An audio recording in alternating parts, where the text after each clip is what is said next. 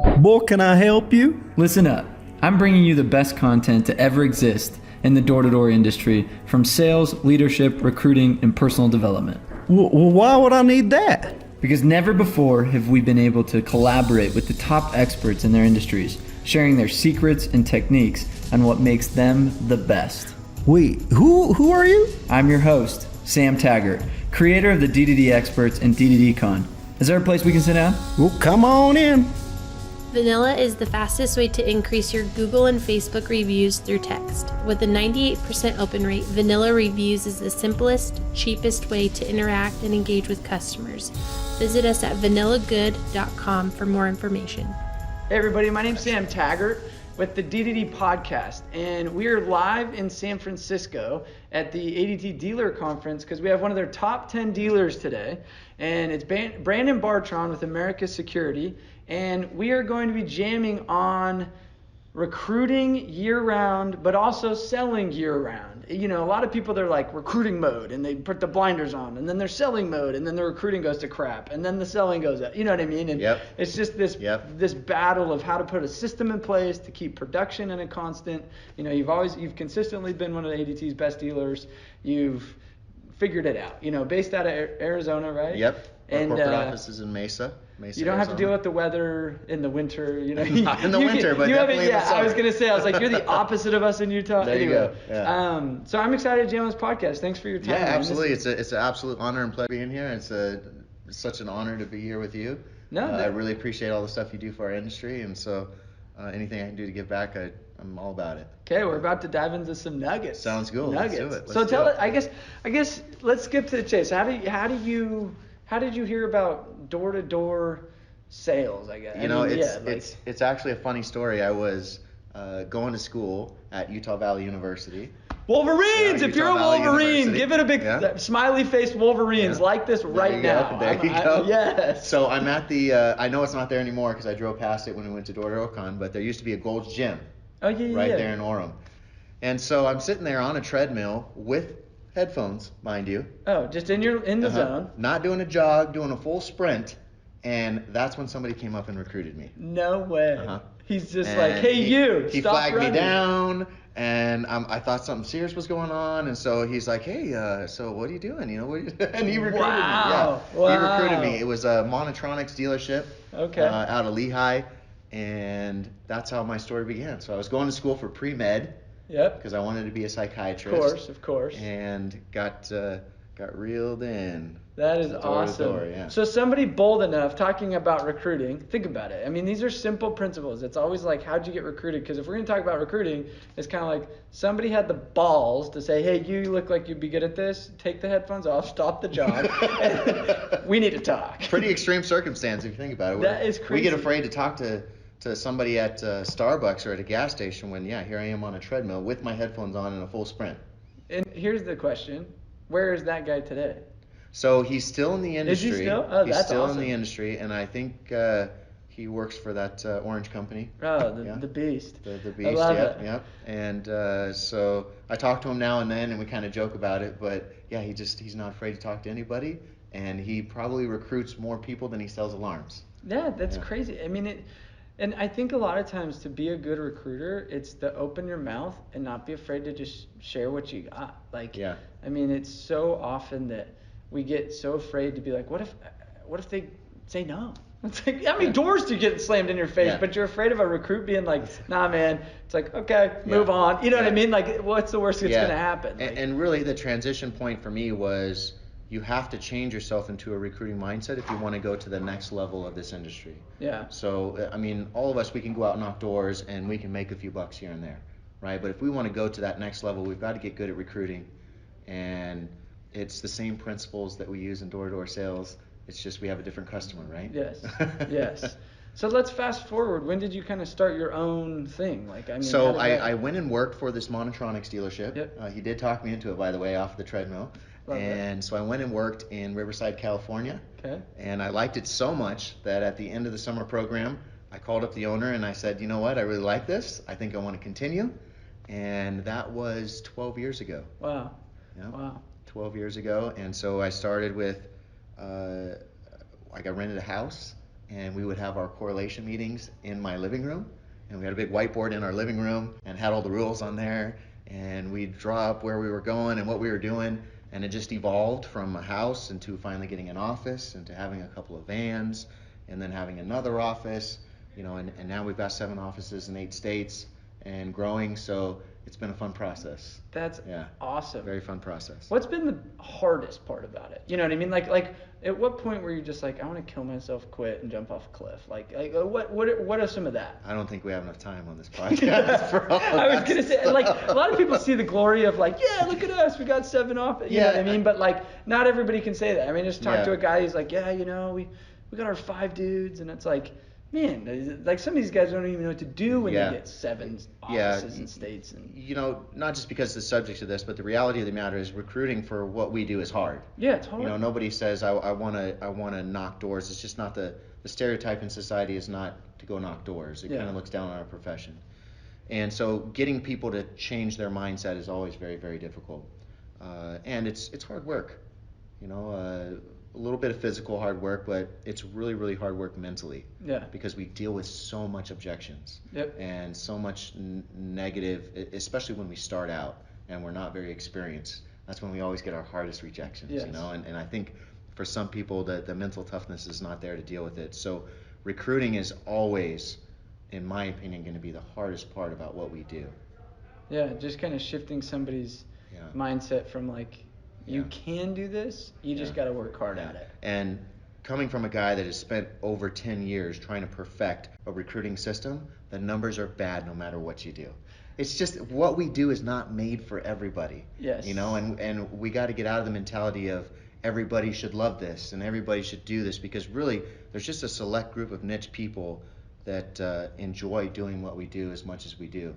And so we've got to go through the process of people coming in and people coming out to find those 1 or 2 people that just really appreciate and love what we do and want to grow with what we do. But when we do find those people, it's such an amazing journey to grow with them. Yeah, it's fun to see the guys like that stick with it a couple years and you know what I mean. All of a sudden they're like, wow, I'm actually making real man money. And and you know what, to see the change that happens within them and how it changes their family and their lives, their finances, their just their mindset of these things are possible. Yeah. And I can do all these things. It's really fun to watch. So here's the question. Since there's so many, let's say you hire 20 people, and how many of those 20 do you think are just going to not work out on average? 19 and a half. 19 and a half. Yeah, I mean, so here's where I think a lot of recruiters miss, right? They feel bad about the 19 and a half. Yeah. So like, what's the mindset around the 19 and a half, right? So could you see how that like stops some recruiters? Like, has that ever stopped you in the sense of like, oh, I better not recruit? Yeah, it does, because it's tough, because you spend a lot of time and a lot of money to get people into a room to do a hiring session and to start training them, and then you see all these people just leave, Yeah. And I think it's hard for anybody to not take that personal. Yeah. Like, what did I do? Or have I not created a great environment? Or it's very easy to doubt yourself. Yeah. But I can tell you from my personal experience, you can't listen to those little voices. Yeah. And a good friend of mine a while back that was one of my mentors told me, recruiting for security is kind of like a deck of cards. You get 52 people in there, and you're looking for 4 aces. And when you find those 4 aces, you got to dedicate your time and energy to really making them feel comfortable and showing them that it's very possible. And we're a big promoter of culture. Yeah. And so if anybody goes onto YouTube and just looks at America's Security, we have videos that we do. I mean, we're just high energy. I love it. We're fun. No, love it. We just had Ali Zamani at our office a couple of days ago for our sales rally. We just have a great time and create that great culture. And in my opinion, it's not the pay plans that get people to stay. Yeah. We've all heard the term people don't quit companies, they quit people. It's creating a great culture where they feel comfortable, where they feel supported, and where they feel like they can grow. Yeah.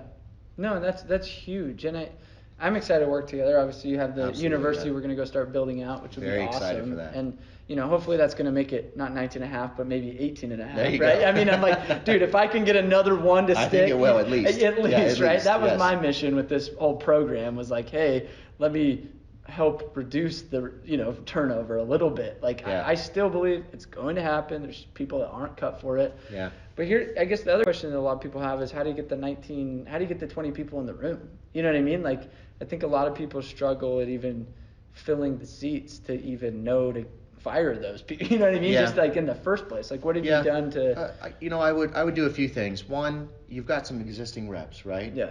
I do some sort of system for them to be a part of your recruiting process. Okay. So we do a few things. One, we financially incentivize them to bring people in themselves, because those are always going to be the people that will stick Stronger. more, who know somebody in the business and are there. So we financially incentivize them to bring people into the business, and once they hit a mile marker, give them another bonus there. Oh, cool. Not only that, but we also So how financially much? incentivize them to train. Are you open to saying, okay, it's $100 if they start, or it's $1,000, or Yeah, so it's $200 once we get them through training and they Okay. get their first deal, and then it's another $500 once they get into a gray shirt. We do a shirt program. Oh, cool. So there's a level of progression. It's in our training manual so that they know. We need to videonize that in the university. Yeah. I didn't know you had that. That's Anybody cool. who's not doing some sort of shirt structure, I definitely recommend it's like it. a milestone type thing. We talked about this today. It's with what we do, it's not like we're going out and we're mowing the lawn and we get to see the tall grass and then we mow the lawn and we're like, man, that looks great. Yeah. You get that sense of satisfaction. With what we do, we don't even walk out with paper contracts anymore. So you're in here getting a sale and you get a digital thing and there's no gratification unless you have something like that. It's got to be visual. And so that's a really important part of it. And so us doing different shirts, one is recognition. You come into the office, and if somebody sees a black shirt is the highest shirt It's like the tier black belt. that you can get within our company. And so when somebody sees a black shirt, they go, okay. He knows And what we he's go to doing. our rally, like, okay, this guy, he's they got wear some the shirts experience with under his pride. belt. Oh yeah, and we have pins with eagles on it. All these kind of things that you can do to really just give people a sense of pride. It really helps. So we have 4 different shirt colors. There's different. I'm looking forward to structuring door-to-door university to every In the time you shirts. upgrade. Yeah, I was gonna say, you got different unlocks, courses that it you've got unlocks. to take. Absolutely, They get a unlocks it. Love certificate. it. They can get game. Yep. Like we can tie the shirts into a reward shop. Yeah. In there. Yeah. Like you just got my wheels spinning. That's why I'm Yeah. like, oh, okay, I know where we're doing this. So a shirt program, a buddy system, and really talking with your existing people. I think if they're not financially incentivized, your existing people, to integrate these people, then they're going to have their own little cliques, Yeah, that's what I was going to say. And they're going to kind of steer them away. So compensation drives behavior. Give them a piece of the pie to help out with recruiting, take some pressure off of the manager, and get them excited about new people coming in versus the other way around. So it's your people's people working through that pipeline. Have you found other ways to fill the seats? And we have our traditional use. First it was Craigslist. Everybody's on Craigslist, and we're getting all these people in here, and we kind of filter it through there. Now we use a variety of different things. We use social media. We use Craigslist type ad placements all over the place. Indeed is a big one right now, and we field calls. When we get somebody that calls in and inquires about a position, we send them a confirmation email with a video about us. Oh, cool. About our company and what we do and some of our values. And then we schedule time for them to come in. And then immediately when they come into the office, we take a lot of pride in all of our offices. They're very nice. And we walk them through the office and we give them a tour, so they're already starting to feel like they're part of the family. And then we sit down with them and we do a disc profile with them. And so we know what type of personality we're talking to. Out of the 4 profiles, do you find that there's one that you found to be better sales? The D's and the I's. The D's and the I's, okay. Yeah, the D's and the I's are typically going to be. Check out, if you're wondering what this is, the disc profile is it's a personality type profiling test. It's actually really interesting. They did a workshop here that was fascinating. What was the guy's name? Jonathan Willis with Armor Security in Mesa. He's right across the street from us. Oh, really? Yeah. And cool. Check it out. I mean, I was fascinated. So you can actually download it for free or take it for free on Tony Robbins' website. Oh, really? Yeah. And so it's important to know what you are first. No, because and how they interact with each other. Yeah. So you interview them, you kind of go through this profiling, and then you kind of, how do you start them? Like, is there like all right, we're gonna start on a Monday boot camp, or is it kind of like, because when you're year round, you have new people starting all the time, right? Yeah. And this is where I think a lot of people have their inefficiencies. It's like you have your veterans, then you're always plugging new dudes in with the veterans. And then it's kind of like the veterans aren't getting the love because they always have to repeat the new training. So I guess what's that balance? Like I found that's a nuance in our business. Yeah, so with us, we've always hired new people outside of the industry. Yeah. And we do big hiring sessions. We bring them all in and we do a couple of days of class training. And on the first day of class training, we don't even get into alarms. We don't get into alarms. We don't get into cameras and door sensors or monitoring rates.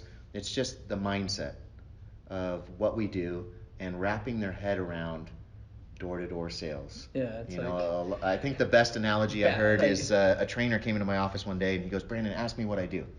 And I said, okay, his name was Chris Liu.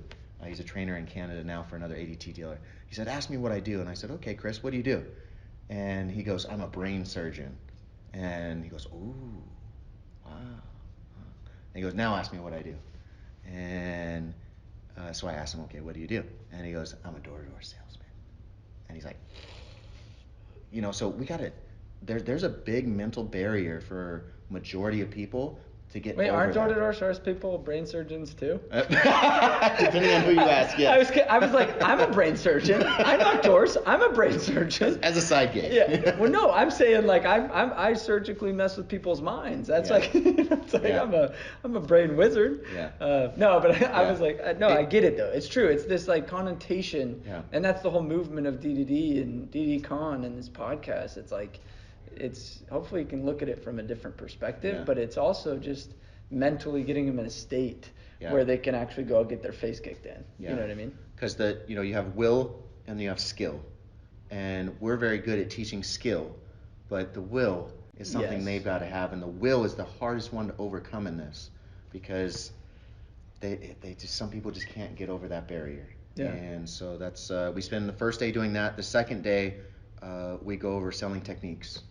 And then the third day, we partner them up with an existing rep that then takes them out in the field, shows them the ropes, and then that person is their go-to from there. So like the buddy system. They're not tying up the manager 24/7, and they have to split their first 3 deals with their partner. So the upside for the buddy is you get a couple leads, essentially, that you can make a little extra money on. Correct. And it's part of their incentivization to get to the next shirt class. Oh, so they have. Oh, that's cool. So getting 3 deals for a certain number of people under their belt. Oh, that's brilliant. So it's tying that behavior of like you need to be the mentor. Right. It's almost like a mentorship. Right. To qualify for the next. And then the manager gets to sit back and see certain reps that are doing great at training, and know, okay, this could potentially be a leader here, because we have 2 different types of black shirts. We have a black shirt that is strictly dedicated to sales. They don't want to train anybody. They just want to go out and they want to hustle and get deals. Yeah. And so I totally respect those people.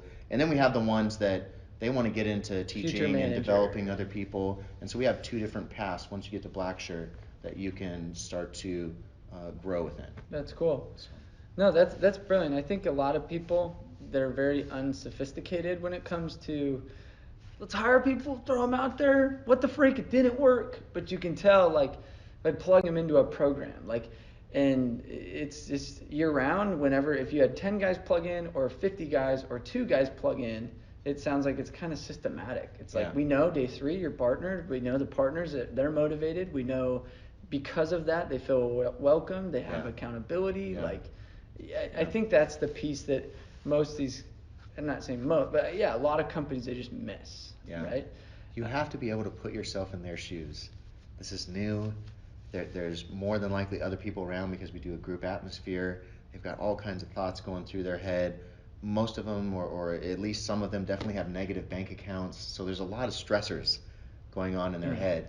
And unless you create that perfect environment that you can hold their hand through the process, they're going to find any excuse they can to slip out. Yeah. It's kind of the unfortunate and I'm a millennial, so no, that's I think we both are, so we can throw that's ourselves the in good this. advice, But though, I think like, that's what it is there, when it comes to fight or flight, unfortunately, a lot of them will flight now.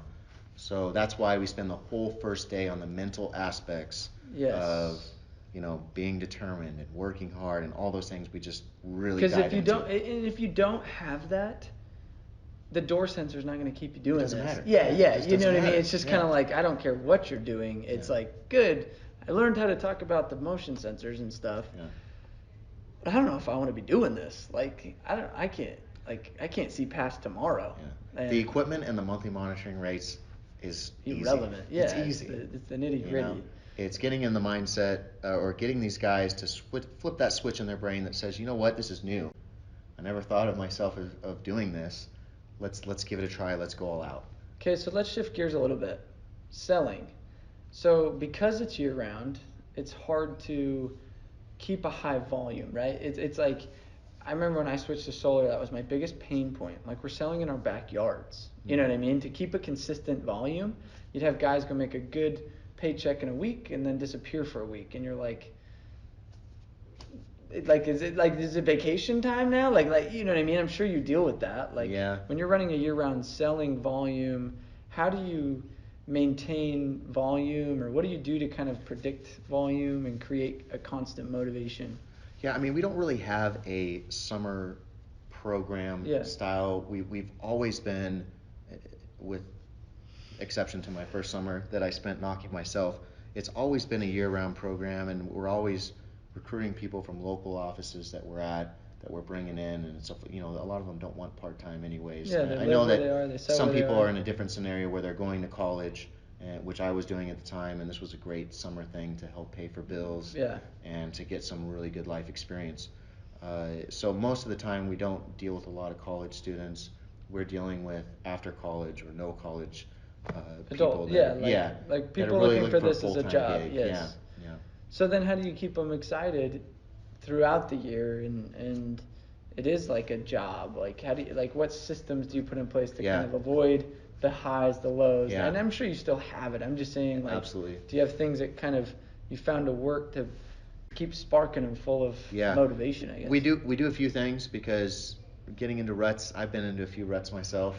We all have. And I think the best way to avoid a rut is to first recognize you're in a rut, and 2, find out why you're in a rut, and then 3, actively change it. When we go out in the field, it's a solo sport, and we'll start to do things that we don't realize are detrimental to our pitch, and it's usually just the smallest little thing. Yeah. I remember one rut I had, and I would sell 4 a day when I was working. I would work all day. I would get 2, go to Jamba Juice, that was my thing, and then go get another 2. Dude, that was so my weird. routine. Everybody has that. Everybody has guys, their own routine. Fact. If you're listening to this, fact.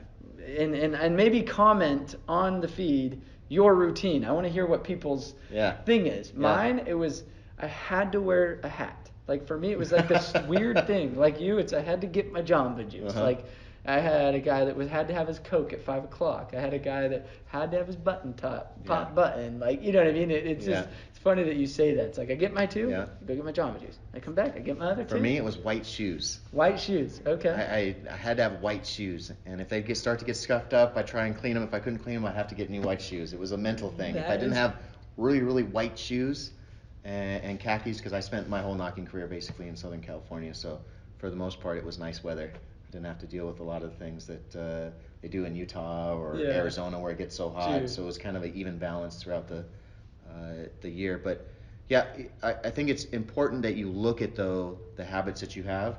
I see a lot of people in our company now. They'll walk into a correlation meeting with a 5-gallon Monster, and so some of the habits that we do I don't think are really constructive for what we're doing. We have to understand that it's a mental sport. And if we're not mentally sound when we come into work, it's dramatically affecting your paycheck. Yeah. It's like building a brick wall with only one arm.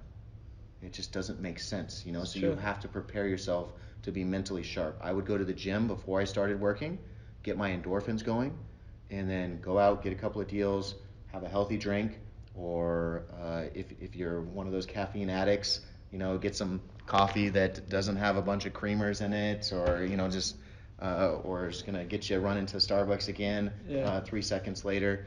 And so healthy habits are very, very important. And so we preach a lot of that stuff when we're working to make sure that we don't have any issues. That's smart. I mean, I've watched people literally lose production because of unhealthy habits, right? It's like, think about even a smoke break. I have reps that have smoked, and if they're every hour taking a 15-minute smoke break, you add that up over a year, it's a lot of minutes lost. Or guys that physically are out of shape, and it comes 6 o'clock, it's like their body is like dying. Like, you know what I mean? Like, they're exhausted. Like, the legs aren't working. So I just think even simple, like, it's huge, and a lot of people or overlook that aspect of this job is the physical. Every job has tools. Yes. That you got to have to be successful. For door knocking, your primary tool is your mind. Yes. And it never fails. All of the successful door knockers that I see, they understand that, and they're feeding their mind every single day. Yeah. Get obsessed with Tony Robbins. Get obsessed with Jim Rohn or Grant Cardone or any of these guys, or you with all the great content that you have. Dive into it. Watch that stuff right before you go and work, so that you can get your mind in the right state to go out and be successful and to go out to be excited. We all have our personal lives, and sometimes they're chaos, mine included. And so it can be challenging at times to really want to get out there and do it, whether you're knocking doors or whether you're recruiting. It can be challenging, right? Because it's so easy for our brain to say, I've knocked enough doors for today. Yeah, one and done. I already got one under my belt. Yeah. Or if we're an office manager, I've already got 2 vans going. If I did recruit another person, then I'd have to go I don't have space in my van. And I think we kind of create these mental barriers on ourselves that hinders us from getting to the next level. 100%. And so it's breaking through all those. And what I like to do is I have a couple of mentors in my life, and I always tell them ridiculous goals. Smart. And Dorian, who I think you've met here, he's one of my mentors, and I'm like, Dorian, this year I'm doing this. And I know that if I tell Dorian, because I have so much respect for him, that if I don't do it, it's gonna make one, he's going to hold me accountable, and 2, I'm going to feel really bad. I'm going to feel like I let him down. So set some goals. We've got to have goals. Tell people, put it on social media. I'm going to do this year. I'm going to lose X amount of pounds. I'm going to get X amount of deals. I'm going to do this for my family. Whatever it's going to be, put it out there. Hold yourself accountable. You want to be a man of your word. Naturally, we don't want to be made the liar, especially the D's, right? Yeah. The pride, the dude. I mean, when they yesterday put that game out, and he's like, nobody has ever gotten the right numbers, and we had to write. So if you're listening to this, we had to write down the numbers, and he's saying them fast. He's like 10, 27, 7, 17, and then you're just sitting there trying to keep up, and he's like, all right, give me a color, and it like throws your brain off. And I was so competitive. I mean, just like the little thing, and it's like, no, I'll beat it. Ping pong yesterday, I'm playing Michael Bershaw, and I was like, I'm gonna play left-handed just because I want to, like, the pride, you know what I mean? You can tell, like. Yeah. He's a very high D. I actually sat next to him when we were doing the disc profile, and he's a 7 out of 10 for the D range. I was an 8 out of 10. No, 8. Wow, it's even higher. So no, but for me, it's being able to stay competitive and just like compete with yourself a lot of times. Like, it's not even necessarily like, oh, I want to beat everybody else a lot of times, but it's just like, if I say a goal, externally, internally, like, I'm kind of like, I will go do that. Yeah. And honoring that. Yeah. So that's an important piece. I'm glad you brought that up. Yeah. I've one last story if we have time. No, we got time. I tell this story when I do my training classes because it was kind of the transition point in my life. I remember knocking in a neighborhood in Riverside, California, and there was a little car dealership on the corner, and there was a red Z06 Corvette. And I went in, I'm looking at this Corvette, and the guy takes me for a test drive. Couldn't pass that up. So I'm driving through the neighborhood. Like, they probably hate that. I'm like, they're like, who's this punk? Yeah, I know, right? I'm not I have my name badge on, my binder. He's like, I'm literally doing nothing today. Might as well take this. Whatever, let's go do this. And at the time, I had no credit. I'm like 18, 19 years old. Summer of my first summer out. And he goes, okay, well, yeah, we can get this going. You're going to need $10,000 down. And I got so obsessed over the fact that, okay, $10,000 translates into X amount of deals. I can get X amount of deals on average a day if I really, really push myself. And so in X amount of time, I can get this. And I calculated all of this while I was there with him. And I said, I'll see you in 2 weeks.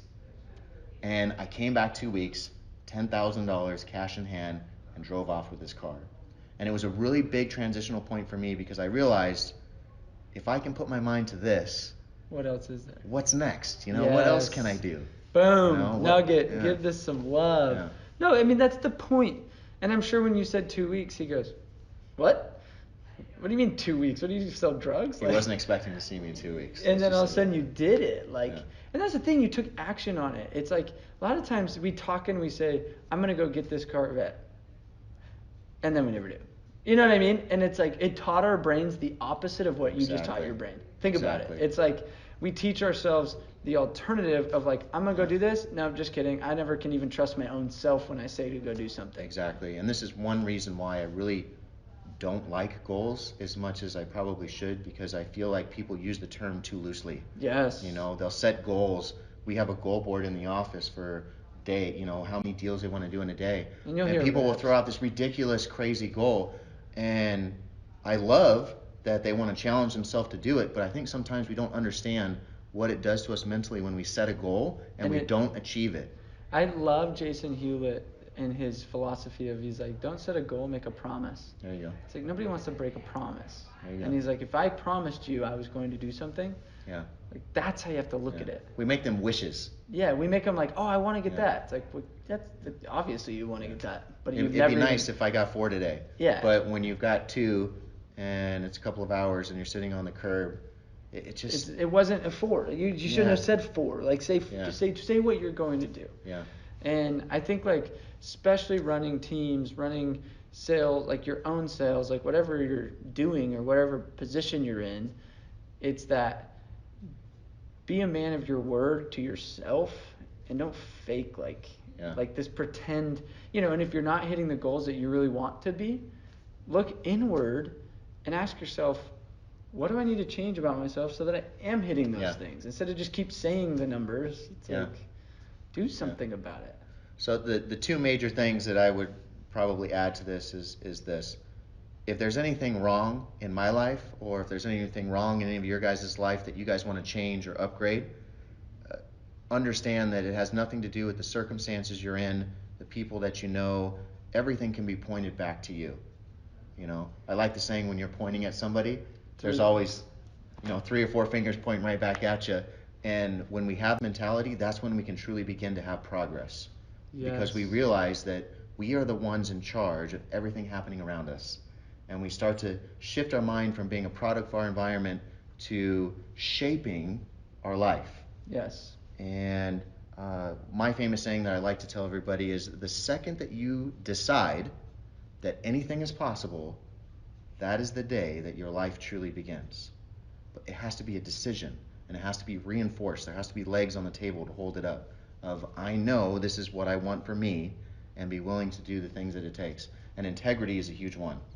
I talked about last week in a seminar, making yourself a brand, and how do people see your brand? Yeah, and everybody has a brand. Yeah, and for me, the biggest one is integrity. The second you do something different than what you're going to say, your brand really loses all of its validity, and it's so hard to rebuild from not having integrity. And that is a huge problem, I think, in a lot of recent things.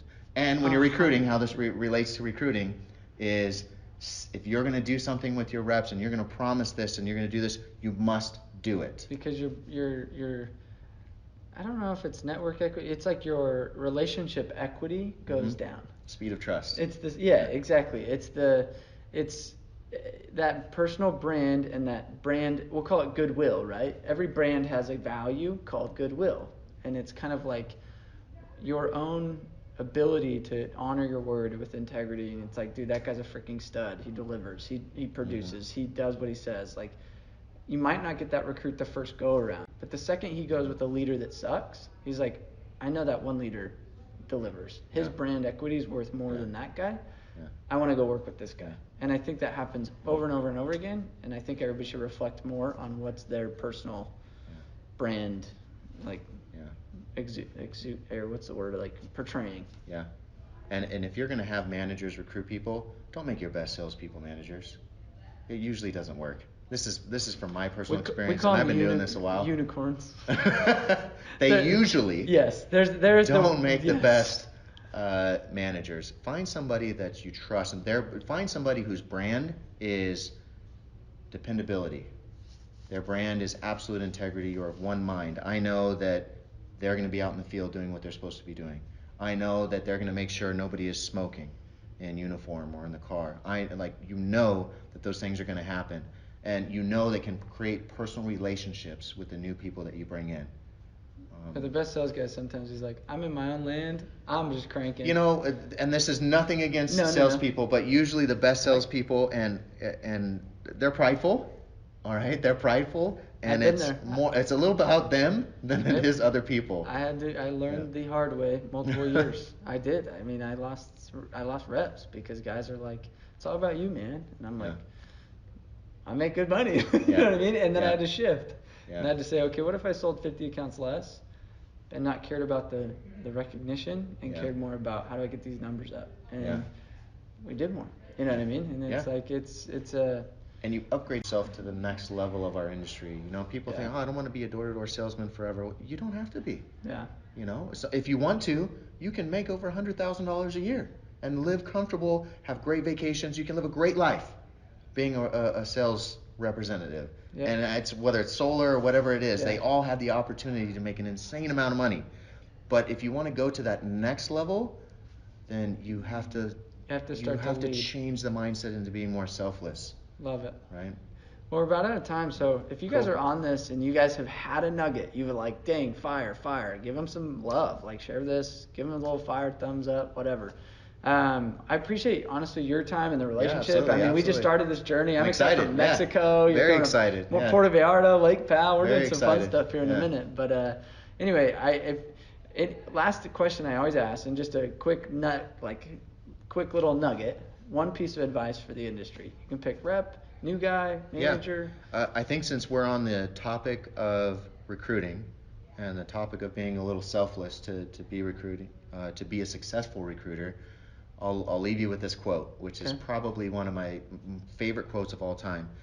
And I'm not sure exactly who said it. Maybe you might know and can tell me. But the quote goes like this: success is getting what you want. Fulfillment is giving what you have. Probably like Gandhi or something. Yeah. I'm just kidding. I love it though. The second I heard that, it clicked. That. You know, you have to. As salespeople, we want to say, you've got to give to me before I give to you, and it has to be, I'm going to give you everything that I have without expecting anything in return. Well, it goes back to the law of reciprocation. There you go. Yeah. And it's the fulfillment of and trust the universe is going to reciprocate back through your value adds. Yeah. And I love that. I love that. Absolutely. Okay, hey, much love. You guys are awesome. It's been a pleasure. We are out. Tyler Milton, how'd it go in Dallas? Okay, we'll see you guys. Love you. All right, see you.